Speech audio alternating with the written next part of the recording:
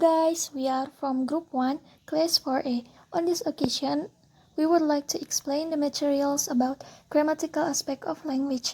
But before that, let us introduce ourselves. First, Hello everybody, I'm Ayunda Salsabila. second, I am Angga Ibrahim. third, Halo, nama saya Amelia Intan Yunita. and the last. Hi, my name is Vanessa. Okay, the first material is about content words and function words. Knowing a language means knowing the morpheme of that language, which are the elemental units that constitute words. What is morpheme? A morpheme is the smallest meaningful unit in a language. Morphemes may be free or bound. Free morphemes stand alone like girl or the, and they come into types.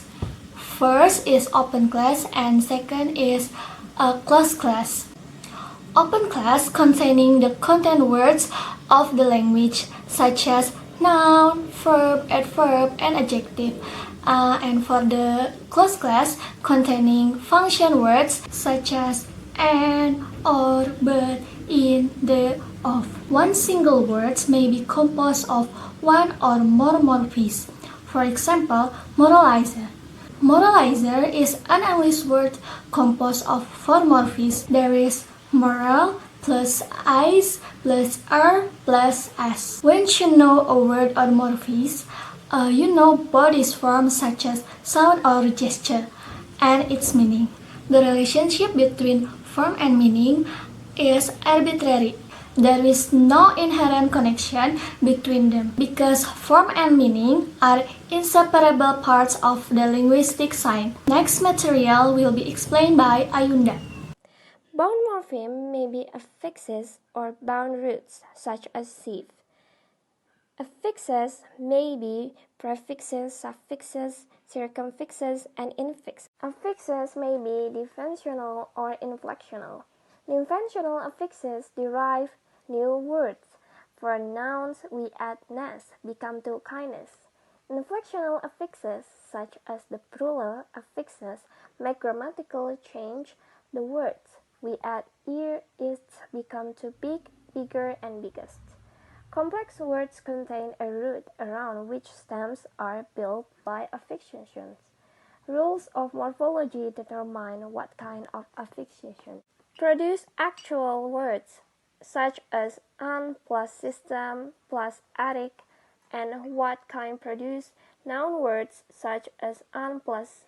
Words have hierarchical structure evidenced by ambiguous words, such as unblockable, which may be un plus lockable. Unable to be locked or unlocked plus able to be unlocked. The next material will be presented by Angga. I would like to explain about rules of word formation. Firstly, knowing a language means knowing the morphemes of that language, which are the elemental unit that constitute word. And knowledge of morphology includes knowledge of individual morphemes, their pronunciation and their meaning, so their knowledge of the rules for combining morphemes into complex words. For example, uglification, and the root from uglification is ugly, so the affixes is ify and cation. And here from the language, from the word uglification, you can see the language has more meaning from the one word. And then we can put the verb for the word, but if we add the affixes for that word, it's become adjective or noun and etc. And this is the important things that study about linguistic, that we have to know the morpheme of a word, that if we know this, then we can get the meaning from the word effectively. That's all for me, and the next material will be explained by Amel.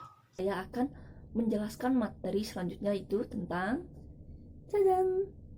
exceptions and suppletions. Nah, dalam bahasa Inggris itu terdapat pengecualian terhadap plural nouns. Seperti singular nouns-nya itu child, man, foot, mouse, or footman. Nah, for child, the plural nouns-nya bukan childs pakai s tapi children. Nah, gitu. Berikutnya untuk man itu pluralnya itu men pakai i atau pakai e di tulisannya, bukan mens pakai s ya.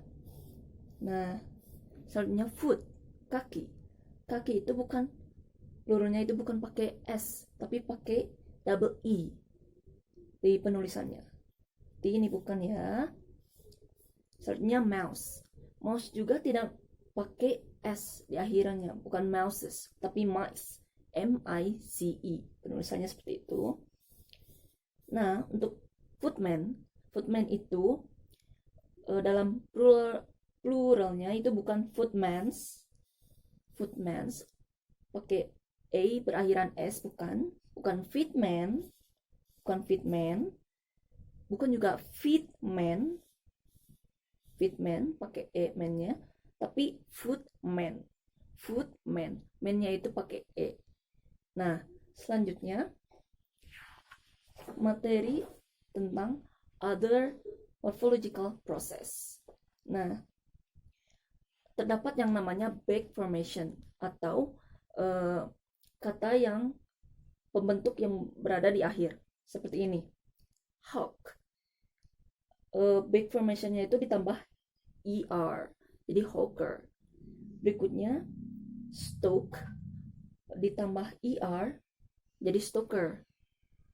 Kemudian ada swindle, jadi swindler, berakhiran r, ditambah r di akhirnya. Kemudian terdapat edit. Nah, edit ini ditambah or di akhirnya, menjadikan satu kata yang baru. Nah, contohnya lainnya seperti act, ditambah ion menjadi action. Kemudian ada exam ditambah ion jadi exemption. Dan revise ditambah ion menjadi revision. Nah, back formation seperti ini membuat kata-katanya itu menjadi kata yang lain ditambah dengan imbuhan berakhiran seperti er atau ion seperti ini. Nah, berikutnya tentang compounds atau kata majemuk. Nah, dalam kata majemuk ini terdapat beberapa kategori seperti noun plus noun sama dengan noun lagi. Seperti girlfriend, girl itu noun, friend juga noun, menjadikan girlfriend, pacar. Fighter, bomber, itu juga noun. Terus paperclip, itu juga noun.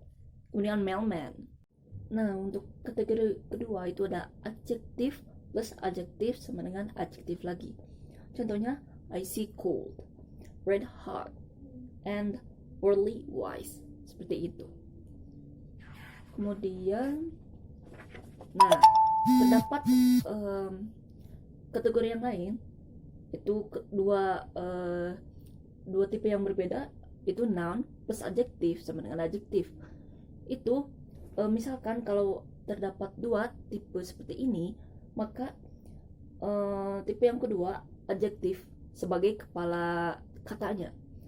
Seperti ini, noun plus adjektif sama dengan adjektif. Nah, seperti contoh headstrong. Nah, headstrongnya itu sebagai kepala katanya. Kemudian ada lagi verb plus noun, itu sama dengan noun, itu sama. Tipe kedua itu menjadi kepala katanya. Contohnya pickpocket.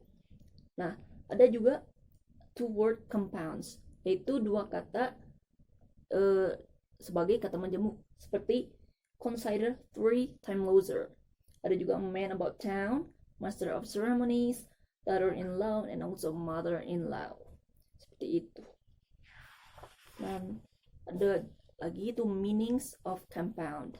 Dalam bahasa Inggris, kata majemuk itu setiap katanya ada yang artinya itu tersurat, ada yang tidak.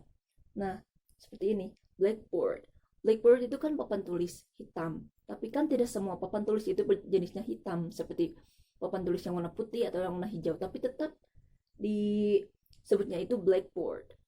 Nah, ada juga kata yang tersurat lainnya seperti boat house. Boat house yaitu house for boats.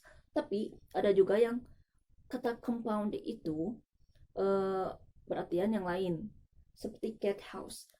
Cat house itu bukan house of cats, tapi slang for house of prostitution. Nah, beberapa itu ada yang seperti slang atau idiomatic seperti itu dalam bahasa Inggris. Nah, ada juga ini contoh kalimat. Terdapat 2 contoh kalimat, tetapi lihat saja perbedaannya. She has a red coat in her closet dengan she had a red coat in her closet. Nah, red coat di sini ada yang benar, artinya itu mantel warna merah, red coat. Kalian menyebutnya itu stress atau penekanan katanya itu di coat. Nah, penekanannya itu di coat untuk red coat sebagai noun, mantel merah, dan juga red coat. Penekanannya itu di red-nya untuk slang seperti ini. Dan terakhir itu ada universality of compounding. Nah, untuk compound ini juga di bahasa negara lain juga sama, seperti contohnya itu di French itu cure-dent, artinya itu toothpick, dan Spanish itu ada tocadiscos yang artinya itu record player, dan and so on etc. Jadi compounding ini, sistem compounding ini juga berlaku di bahasa negara lain juga seperti itu. Nah, sekian materi yang dapat saya sampaikan. Terima kasih telah menonton, dan kalau ada yang kurang, kalian bisa mencari di buku-buku atau di internet. Terima kasih.